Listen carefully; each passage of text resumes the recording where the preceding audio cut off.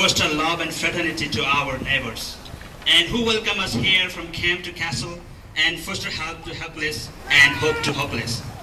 I am Suraj Buddhathoki, born in Bhutan, a tiny Himalayan kingdom in South Asia with a population of less than 0.8 million and the area of 46,000 square kilometers. It is sandwiched between two giants, China in the north and India in the south. This is also called the Mystic Land, exquisitely stunning naturally, where all different ethnic groups were living cohesively and prospering collectively until 1990. Let me give you a brief synopsis of how we became refugees and landed in this strange land of abundance with full of caring and kind residents. For the first time in the history of Bhutan, in 1958, Bhutan government enacted a Citizenship Act. Based on this act, all the people residing within its territory obtained citizenship. In 1985, the government amended it, and in 1988 started doing so-called nationwide census. Out of the total Bhutan, census activity was limited only to the southern zones where people were asked to produce the certificate of origin, failure to which people were warned to be evicted.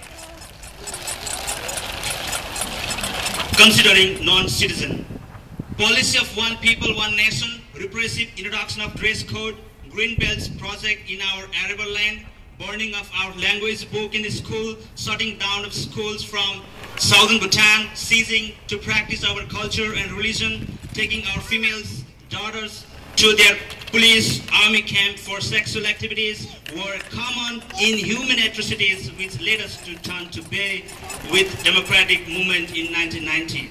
Instead of ensuring human rights and democracy, the impetus of criminality amplified by burning our house, raping females, and prosecuting illegitimately. Fear of persecution and death hovered all over the sky, which forced all the southerners, we, the original Bhutanese, to leave our beloved motherland. Ultimately, getting evicted from our country, we spent about 2 decades in the refugee camps in Nepal. After which, we resettled in different countries of the world, including the US, for safe haven. After which, our hope of living had just abundantly rose. Today, out of 188,000 Bhutanese refugees resettled, the majority of them are in the different states of US, out of which more than 1,200 refugees are resettled in New Hampshire. Our hopes for living in peace and with dignity has not been shattered as yet, as we look forward to live in society where love, compassion, and cooperation shall be the guiding principle for us to understand each other and live together.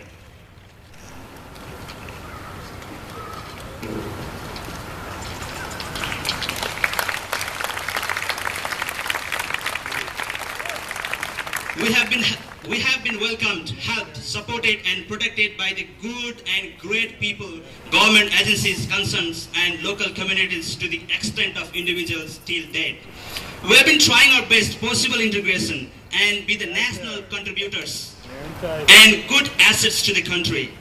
However, the instances like hateful graffiti may shrink the understanding and lead towards chaos, but we consider this instant to be a meager individual ill attempt to disintegrate our cooperation, unity, and most friendly relationship with the people of the local communities.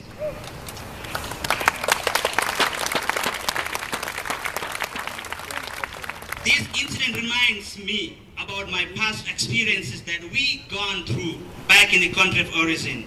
The expectations of my people were to be safe and secure and not to face inhuman behavior anywhere in the world.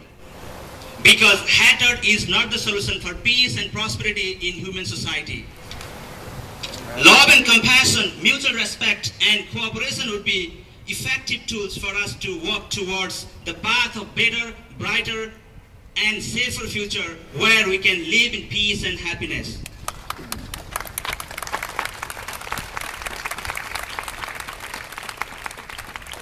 Ladies and gentlemen, the hate crime that took place recently was not his or her fault. It was mine and ours. It is because we were not able to teach them the importance of refugees, immigrants in the making of America. Their supplementary role in U.S. market economy. The misery we persevered and the cruelty we endured, the hunger we quenched and the experience we acquired. Therefore, I propose the concerned school authority to introduce at least a chapter about importance of refugees in the making of America, cultural integration, and how they come to settle here, and also how citizens become refugees.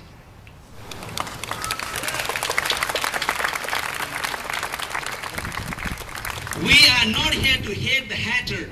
Rather, we are here to change that hatred into love and kindness.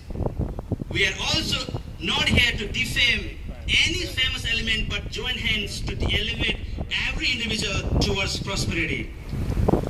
We, all the immigrants and refugees and those that concerned with them, are all hurt by xenophobic graffiti. Therefore, this gathering today is to extend our support and solidarity to the inflicted families and to make it aware that such instances shall not be tolerated, neither it should be repeated in future.